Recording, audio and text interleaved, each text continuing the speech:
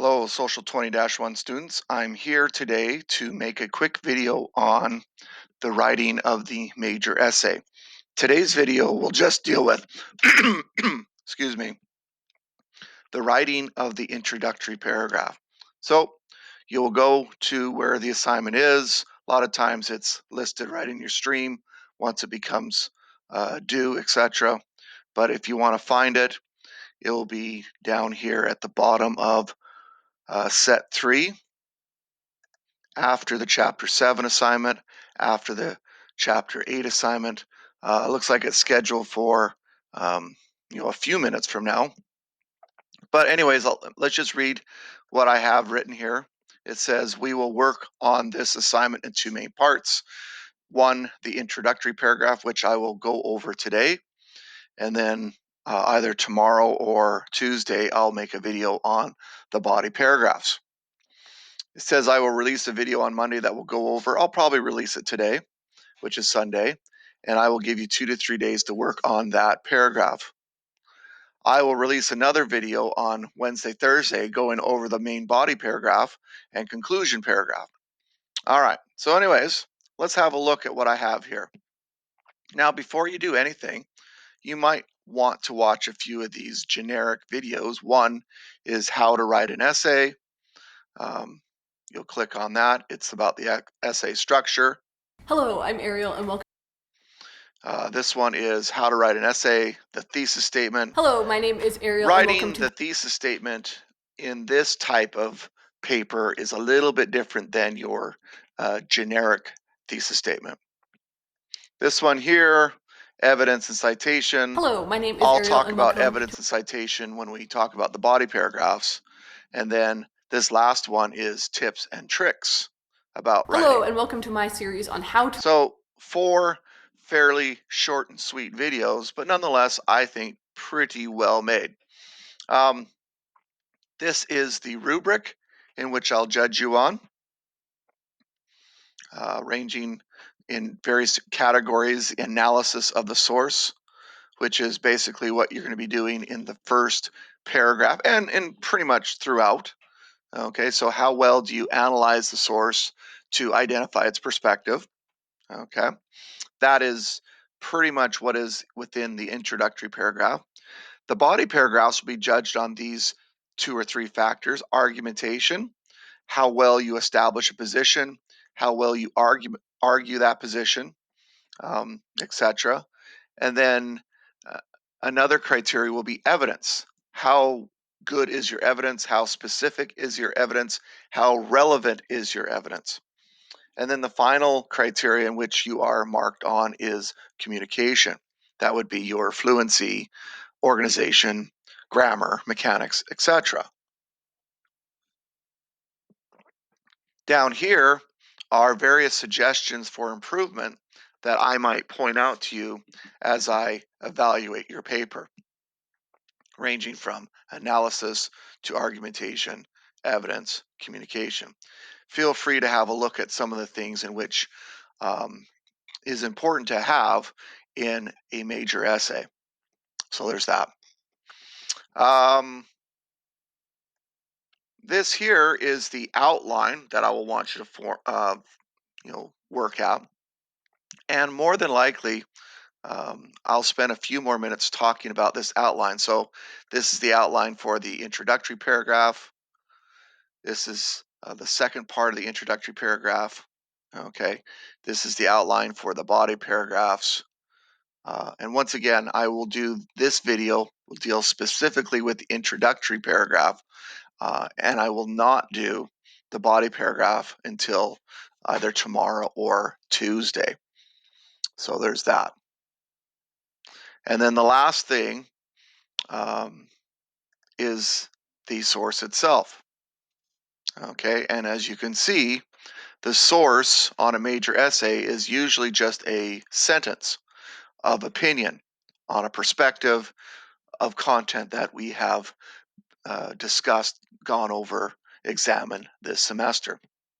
And as you can see, it gives you the source itself, and then it asks you the question, the extent in which we as kind of a generic society, people, whatever kind of fits there, should embrace the perspective or perspectives reflected in the source.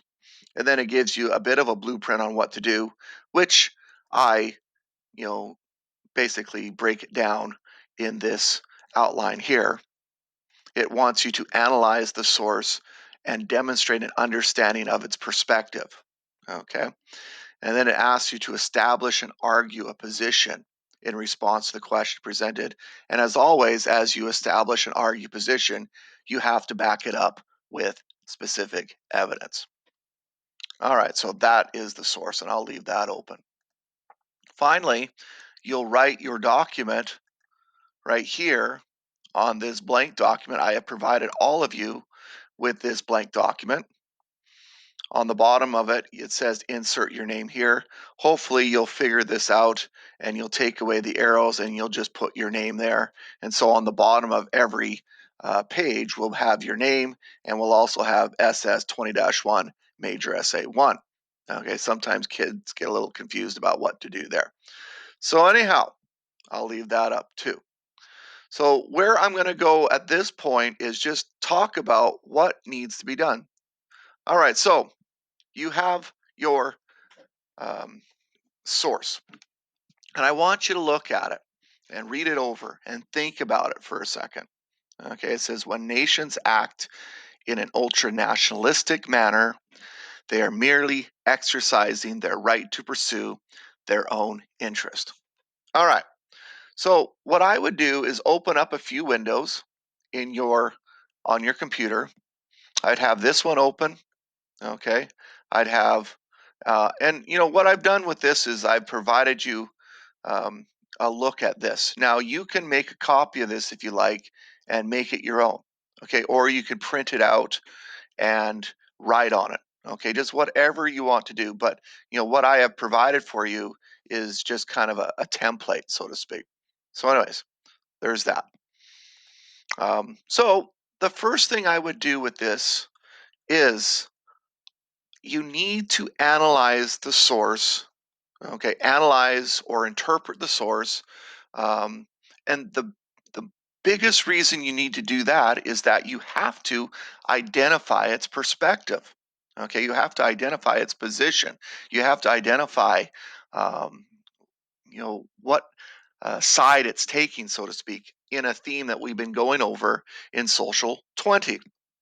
So, if you think about the various perspectives that are held in Social 20, I can think of a nationalistic perspective, which we covered quite a bit in the first couple units. Okay.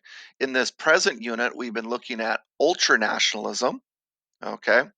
And then in our last unit, which we haven't even covered yet, we look more at internationalism or supranationalism, which means many nations. You have an allegiance to many nations or the world in general.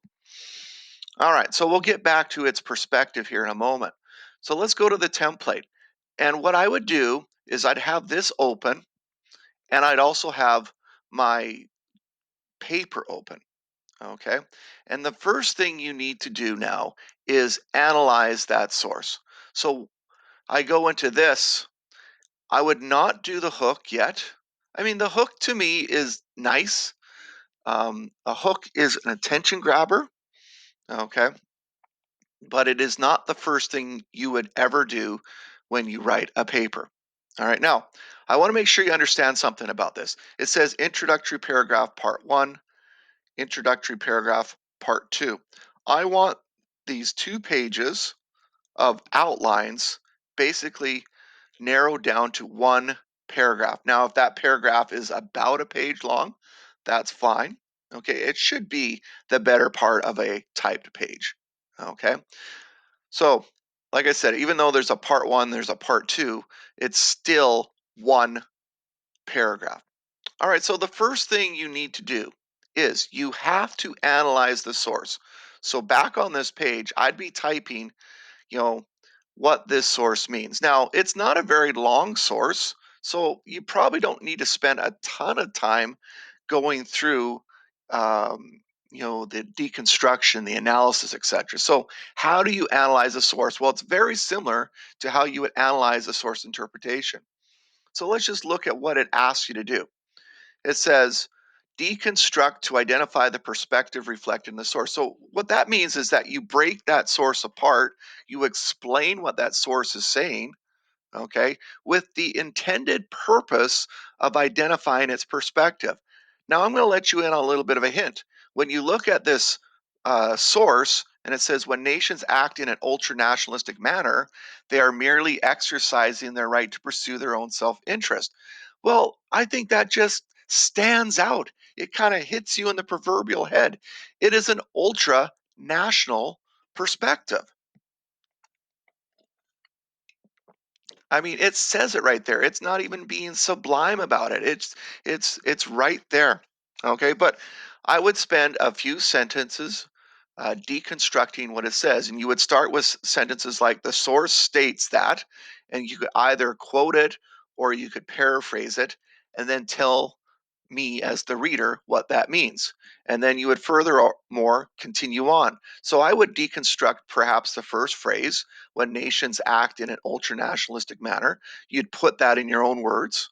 Okay. You would say what ultra nationalism means. So you have to define certain terminologies. Okay. And then you would do the same thing for the second clause. They are merely, or phrase, they are merely exercising their right to pursue their own self interest. Once again, paraphrasing that, defining keywords like self interest. Okay. Maybe look at the word right, etc. So let's go back to this. What do key terms, vocabulary, concept, elements in the source mean? Okay. Now, once again, you are trying to prove that this is an ultra nationalistic perspective. So, as you analyze that source, you have to show what is in it that shows that it's ultra national. And so, I would look at the definition of ultra national or some of the components of ultra nationalism and see, okay, what aspect of ultra nationalism is proven by the source itself. Okay. The whole idea of pursuing own self interest. Now, nationalism, you can pursue your own self interest, but there's a difference. The big difference between nationalism and ultranationalism is that with nationalism, there's an extent, there's a level in which you would pursue your self interest. You would pursue it to the extent in which you might not want to go to war, or it would harm other nations, or it might ultimately affect your own people down the road, etc. So, anyways, like I said, the first thing you need to do is analyze the source to identify its perspective. You have to identify that it's ultranational. All right, so that would be the first thing I do. All right, and I would put that down on the paper right here. Boom, boom, boom, boom. Now, the second part of the intro paragraph has to be this exploration of the issue, the so called transition. Now, there are a couple components of this part, and I would put this immediately after the analysis of the source. Okay, so that's why I have it here in the intro paragraph. So think about the overarching issue that this source has an opinion or a perspective on. Okay, the overarching issue is one that we have talked about quite a bit in um, social studies this semester. And I would think the overall issue is the extent in which nations have the right to pursue their own self interest. See, that's an overarching issue that's in a form of a question. After you've done that, you now have to kind of explore the issue of the extent in which nations can explore their self interest in a little bit more detail. So now you have to look at who might support the perspective that is reflected in this source. This is where you look at either ideologies, or you could look at historical figures, maybe contemporary figures. For example, a historical figure that would certainly support the perspective found in the source might be an Adolf Hitler. Okay, but don't just identify Adolf Hitler. Briefly tell me, his background position without being too wordy. Napoleon would more than likely support this. Mussolini would support this. So basically, anybody we've looked at in the last unit, as far as ultranationalism, would support this perspective. Then you would look at people that would oppose this perspective of ultranationalism. So people that would support nationalism, maybe people that would support internationalism. So any maybe democratic leader or leader that would support UN principles, etc. Okay. Um, Woodrow Wilson talking about the League of Nations would oppose this. Um, U.S. presidents might oppose this. Canadian prime ministers might oppose this, etc. So, like I said, but don't be too long and drawn out with this. If you're going to identify somebody, identify who they are and how they apply to a perspective. All right, so that's the second part of the intro paragraph. All right, so far you have analyzed the source to identify its perspective. You have then transitioned into an exploration of the issue. Okay. And so, really, at this point, you have gotten to the position where now you can write a thesis. Okay. The thesis is basically the extent in which you embrace or reject the principles found within the source. So, this is the point at which you say the source's ultranational perspective should be embraced, or the source's um, ultranational position should be rejected. Okay, um, I would imagine that most of you will probably try to argue against ultranationalism. Okay, so for example, you'll say, and you'll have some sort of transitional phrase. And I haven't talked about transitional phrases, but when you go from, for example, the analysis of the source into the uh, exploration of issue, you always have to provide some sort of transitional phrase like moreover, in addition, whereas, nevertheless, etc. Okay, same thing with a thesis statement. As you lead into the thesis statement, you have to transition away from this second part. So, a basic thesis statement would be something to the extent like inevitably or invariably, um, the source's ultra nationalistic perspective should be rejected. Okay. And then you would provide reasons. Okay. The reasons become the themes of your body paragraphs, which we will talk about a couple days from now. Okay. So you would say the source's ultra nationalistic perspective is rejected. Okay. And so now you think about reasons. What would be a reason why you would reject ultranationalism? And you would place that there. Okay. Second reason why you would reject ultranationalism, right there.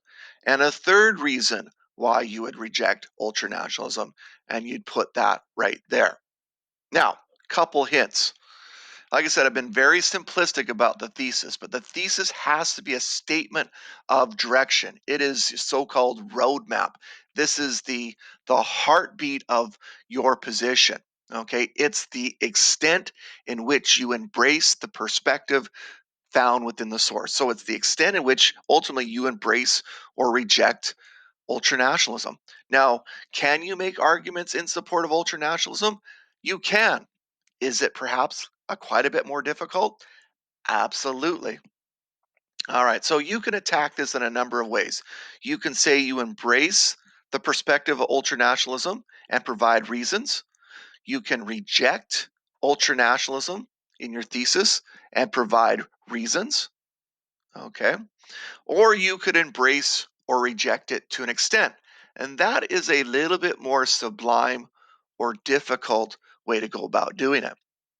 All right. So what I mean by an extent, you could say the source's ultra nationalistic perspective should be rejected to the extent which. Okay, and then you provide reasons why ultranationalism should be rejected, maybe one or two reasons. But then you might provide a reason why it should be um, accepted under certain circumstances. And so you would place those within the theme or the blueprint. So, for example, you think of an example where ultranationalism should be rejected. Well, one big reason that ultranationalism should be rejected is because it denies people of their basic freedoms. Okay. Another reason, and like I said, you could just do a little Google search. Why should ultranationalism be rejected? And you might find a bunch of different reasons. Okay. Another reason why ultranationalism uh, should be rejected or could be rejected is that invariably it looks for scapegoats in order to make the regime look better. Okay, the Jews ultimately were a scapegoat. The kulaks or the Ukrainians, the Holodomor, were scapegoats, etc.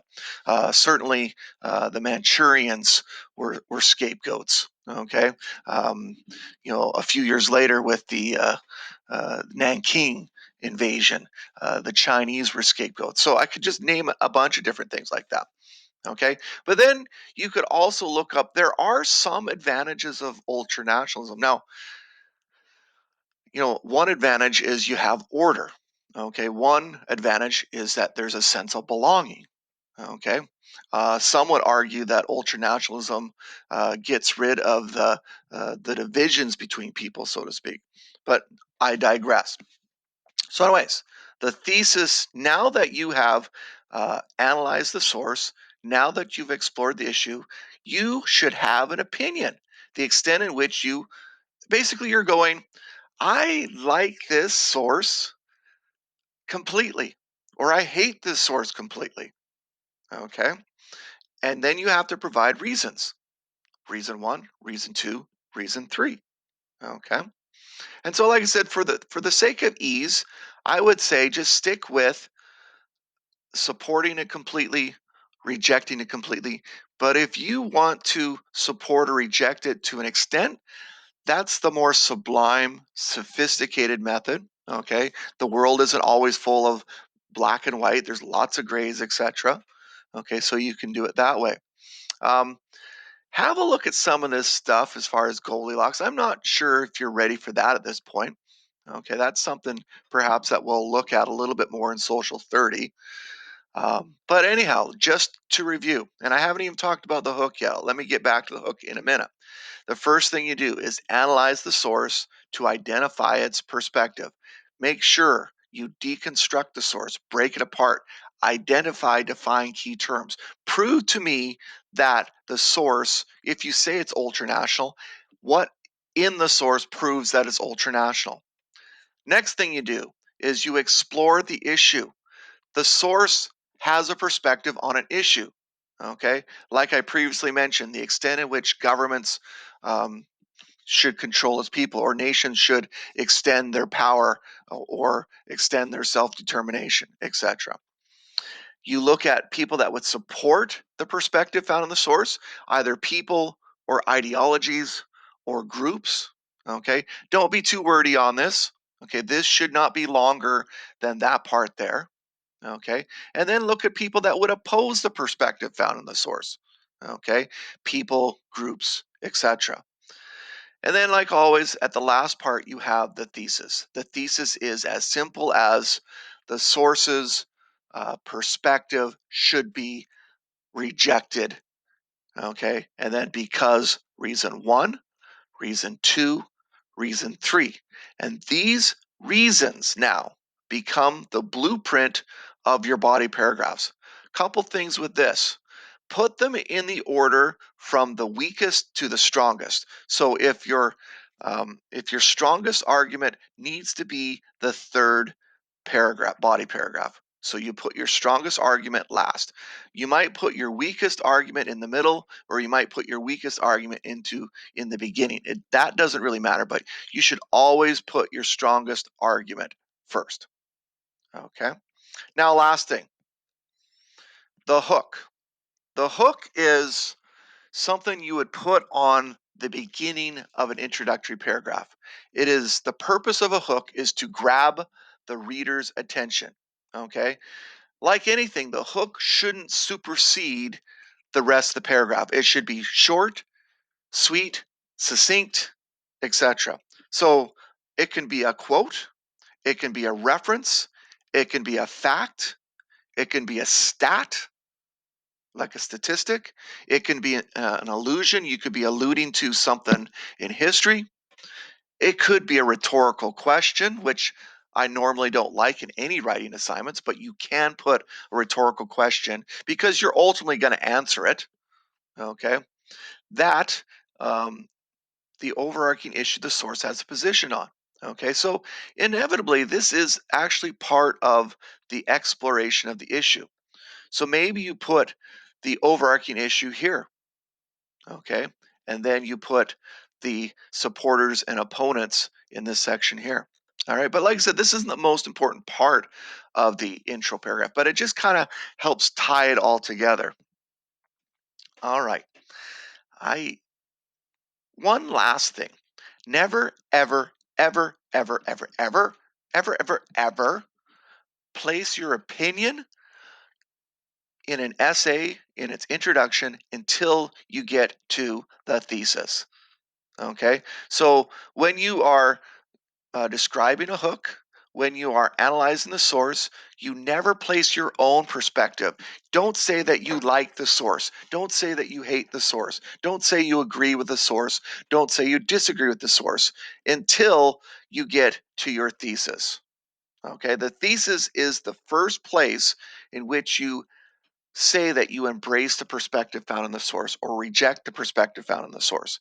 Because if you think about it, you're spending this whole paragraph looking at, examining, interpreting the source, okay, and its perspective. And then through all that examination, you are now judging to yourself, do I agree with it? Do I disagree with it? Etc. All right. So I hope that helps you a little bit with this writing assignment.